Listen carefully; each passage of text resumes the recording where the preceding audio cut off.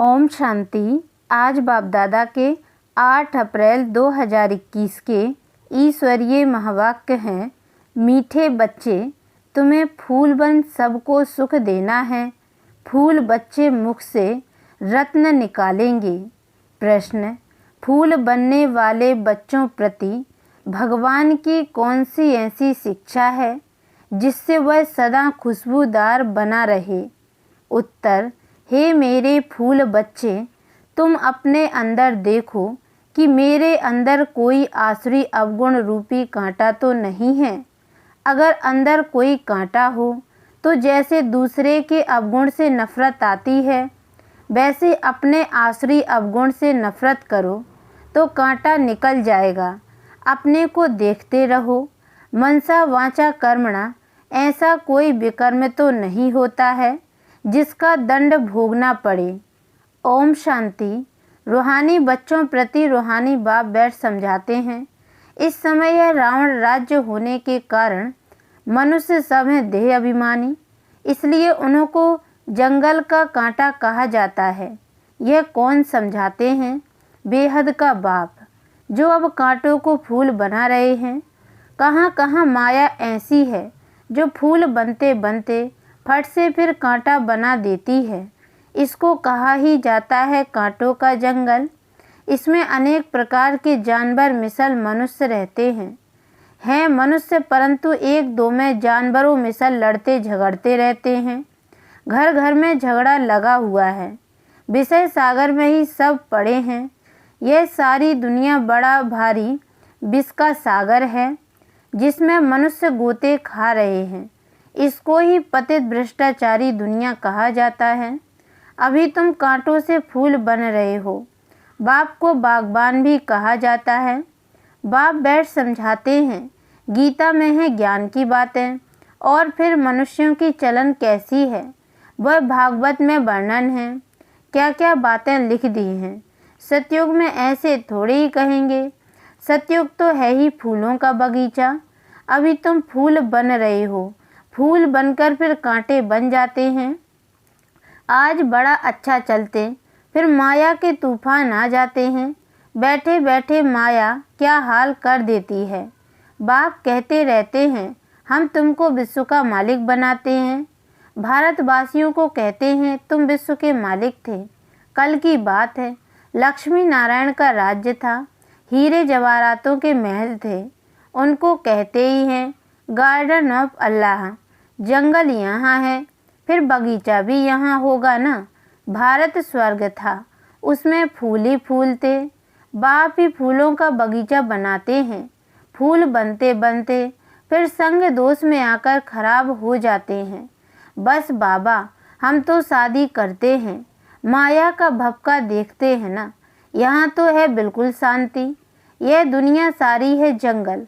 जंगल को जरूर आग लगेगी तो जंगल में रहने वाले भी खत्म होंगे ना। वही आग लगनी है जो 5000 वर्ष पहले लगी थी, जिसका नाम महाभारत लड़ाई रखा है। एटॉमिक बॉम्ब्स की लड़ाई तो पहले आदमों की ही लगती है। वह भी गायन है। साइंस से मिसाइलें बनाए हैं। शास्त्रों में तो बहुत कहानियाँ हैं। बाप बच्चों को समझाते हैं, ऐसे कोई पेट से थोड़े मुँह सलादी निकल सकते हैं। अभी तुम देखते हो साइंस द्वारा कितने बॉम्ब आदि बनाते हैं।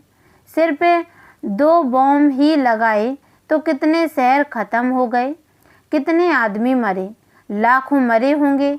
अब इस इतने बड़े जंगल में करोड़ों मनुष्य रहते हैं, इनको आग लगनी है।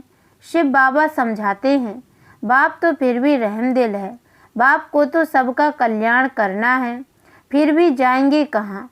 देखेंगे बरोबर राग लगती है तो फिर भी बाप की शरण लेंगे। बाप है सर्व का सद्गति दाता, पुनर्जन्म रहित। उनको फिर सर्वव्यापी कह देते। अभी तुम हो संगम युगी, तुम्हारी बुद्धि में सारा ज्ञान है। मित्र संबंधियों आदि के साथ भी तोड़ निभाना है। उनमें है आसुरी गुण, तुम्हारे में है दैवी गुण। तुम्हारा काम है औरों को भी यही सिखलाना। मंत्र देते रहो। प्रदर्शनी द्वारा तुम कितना समझाते हो। भारतवासियों के 84 जन्म पूरे हुए हैं। अब बाप आए हैं। मनुष्य से देवता बनाने अर्थात नरकवासी मनुष्यों को स्वर्गवासी बनाते हैं। देवता स्वर्ग में रहते हैं। अभी अपने को आसुरी गुणों से नफरत आती है। अपने को देखा जाता है हम दैवी गुणों वाले बने हैं। हमारे में कोई अवगुण तो नहीं है। मनसा वाचा कर्मणा, हमने कोई ऐसा कर्म तो नहीं किया जो आसुरी काम हो। हम कांटों को फूल बनाने का धंधा करते हैं व नहीं। बाबा है बागबान और तुम ब्रह्मा कुमार कुमारियां हो माली।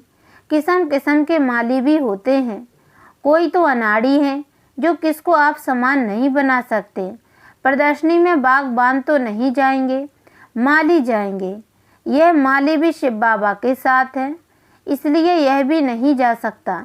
तुम माली जाते हो सर्विस करने के लिए, अच्छे अच्छे मालियों को ही बुलाते हैं। बाबा भी कहते हैं अनाड़ियों को ना बुलाओ।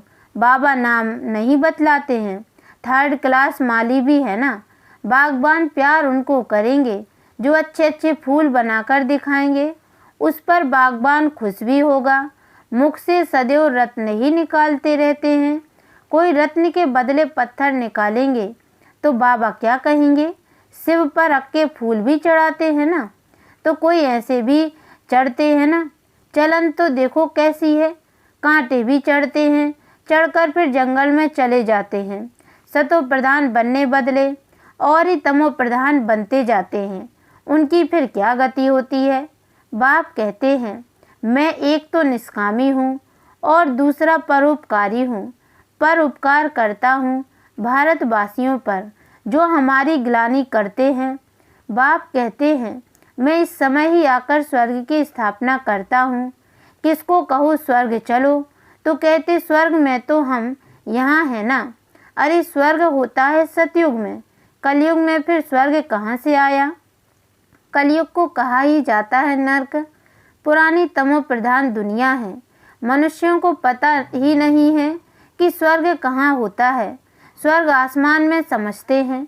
देलवाड़ा मंदिर में भी स्वर्ग ऊपर में दिखाया है। नीचे तपस्या कर रहे हैं तो मनुष्य भी इसलिए कह देते फलाना स्वर्ग पधारा। स्वर्ग कहाँ है? सबके लिए कह देते स्वर्गवासी हुआ। यह है ही विषय सागर। क्षीर सागर विष्णुपुरी को कहा जाता है। उन्होंने फिर पूजा के लिए एक बड़ा तालाब बनाया है, उसमें विष्णु को बिठाया है। अभी तुम बच्चे स्वर्ग में जाने की तैयारी कर रहे हो जहाँ दूध की नदियाँ होंगी। अभी तुम बच्चे फूल बनते जाओ। ऐसी कोई चलन कभी नहीं चल रही है जो कोई कहे यह तो कांटा है। हमेशा फूल बनने के लिए पुरुषार्थ करते रहो। माया कांटा बना देती है, इसलिए अपनी बहुत बहुत संभाल करनी है। बाप कहते हैं गृहस्थ व्यवहार में रहते कमल फूल समान पवित्र बनना है। बागबान बाबा कांटों से फूल बनाने आए हैं। देखना है हम फूल बने हैं। फूलों को ही सर्विस के लिए जहाँ तहाँ बुलाते हैं। बाबा गुलाब का फूल भेजो, दिखाई तो पड़ता है ना कौन कौन सा फूल है। बाप कहते हैं मैं आता ही हूँ तुमको राजयोग सिखलाने। यह है ही सत्यनारायण की कथा। सत्य प्रजा की नहीं है। राजा रानी बनेंगे तो प्रजा भी अंडरस्टूड बनेगी।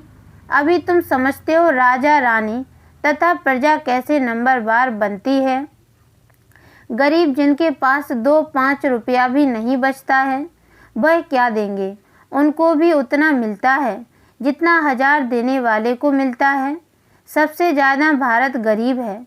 किसको भी याद नहीं है कि हम भारतवासी स्वर्गवासी थे। देवताओं की महिमा भी गाते हैं परंतु समझ नहीं सकते। जैसे मेढक ट्रा ट्रा करते हैं, बुलबुल आवाज़ कितना मीठा वो करती है, अर्थ कुछ नहीं। आजकल गीता सुनाने वाले कितने हैं, माताएं भी निकली हैं। गीता से कौन सा धर्म स्थापन हुआ यह कुछ भी नहीं जानते हैं। थोड़ी रिद्धि सिद्धि कोई ने दिखाई तो बस समझेंगे यह भगवान है। गाते हैं पतित पावन तो पतित है ना। बाप कहते हैं विकार में जाना यह नंबर 1 पतित पना है। यह सारी दुनिया पतित है। सब पुकारते हैं हे पतित पावन आओ। अब उनको आना है व गंगा स्नान करने से पावन बनना है। बाप को मनुष्य से देवता बनाने के लिए कितनी मेहनत करनी पड़ती है। बाप कहते हैं, मुझे याद करो तो तुम कांटे से फूल बन जाएंगे। मुख से कभी पत्थर नहीं निकालो, फूल बनो। यह भी पढ़ाई है ना। चलते चलते ग्रहचारी बैठ जाती है तो फेल हो जाते हैं, होपफुल से होपलेस हो जाते हैं। फिर कहते हैं हम बाबा के पास जाएं। इंद्र की सभा में गंदे थोड़ी ही आ सकते हैं। ये इंद्र सभा है ना। ब्राह्मणी जो ले आती है उस पर भी बड़ी जवाबदारी है। बेकार में गया तो ब्राह्मणी पर भी बोझ पड़ेगा, इसलिए संभाल कर किसको ले आना चाहिए।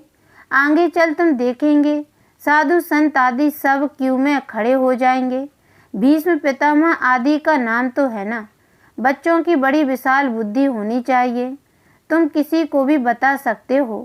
भारत गार्डन ऑफ फ्लावर था, देवी देवताएं रहते थे। अभी तो कांटे बन गए हैं। तुम्हारे में 5 विकार है ना। रावण राज्य माना ही जंगल। बाप आकर कांटों को फूल बनाते हैं। ख्याल करना चाहिए, अभी हम गुलाब के फूल नहीं बने हैं तो जन्म जन्मांतर अक्के ही फूल बनेंगे। हर एक को अपना कल्याण करना है। शिव बाबा पर थोड़ी मेहरबानी करते हैं। मेहरबानी तो अपने पर करनी है। अब श्रीमत पर चलना है। बगीचे में कोई जाएंगे तो खुशबूदार फूलों को ही देखेंगे, अक को थोड़े ही देखेंगे। फ्लावर शो होता है ना, यह भी फ्लावर शो है। बड़ा भारी इनाम मिलता है। बहुत फर्स्ट क्लास फूल बनना है। बड़ी मीठी चलन चाहिए। क्रोधी के साथ बड़ा नम्र हो जाना चाहिए। हम श्रीमत पर पवित्र दुनिया का मालिक बनने चाहते हैं। युक्तियाँ तो बहुत होती हैं ना। माताओं में त्रिया चरित्र बहुत होते हैं। चतुराई से पवित्रता में रहने के लिए पुरुषार्थ करना है। तुम कह सकती हो कि भगवान वाच काम महाशत्रु है। पवित्र बनो तो सतो प्रधान बन जाएंगे। तो क्या हम भगवान की नहीं माने? युक्ति से अपने को बचाना चाहिए। विश्व का मालिक बनने के लिए थोड़ा सहन किया तो क्या हुआ? अपने लिए तुम करते हो ना। वह राजाई के लिए लड़ते हैं, तुम अपने लिए सब कुछ करते हो। पुरुषार्थ करना चाहिए। बाप को भूल जाने से ही गिरते हैं, फिर शर्म आती है। देवता कैसे बनेंगे? अच्छा, मीठे मीठे सिक्की लदे बच्चों प्रति माता पिता बाप दादा का याद प्यार और गुड मॉर्निंग। रूहानी बाप की रूहानी बच्चों को नमस्ते। और हम रूहानी बच्चों की ओर से भी रूहानी माता पिता बाप दादा को याद प्यार और गुड मॉर्निंग बाबा नमस्ते। धारणा के लिए मुख्य सार। पहली पॉइंट है, माया की ग्रहचारी से बचने के लिए मुख से सदैव ज्ञान रत्न निकालने हैं। संग दोष से अपनी संभाल रखनी है। दूसरी पॉइंट है, खुशबूदार फूल बनने के लिए अब गुणों को निकालते जाना है। श्रीमत पर बहुत बहुत नम्र बनना है। काम महाशत्रु से कभी भी हार नहीं खानी है। युक्ति से स्वयं को बचाना है। वरदान, सदा पावरफुल वृत्ति द्वारा बेहद की सेवा में तत्पर रहने वाले, हद की बातों से मुक्त भाव। जैसे साकार बाप को सेवा के सिवाय कुछ भी दिखाई नहीं देता था, ऐसे आप बच्चे भी अपने पावरफुल वृत्ति द्वारा बेहद की सेवा पर सदा तत्पर रहो तो हद की बातें स्वतः खत्म हो जाएंगी। हद की बातों में समय देना यह भी गुड़ियों का खेल है, जिसमें समय और एनर्जी वेस्ट जाती है। इसलिए छोटी छोटी बातों में समय व जमा की हुई शक्तियां व्यर्थ नहीं गवाओ। स्लोगन, सेवा में सफलता प्राप्त करनी है तो बोल और चाल चलन प्रभावशाली हो। ओम शांति।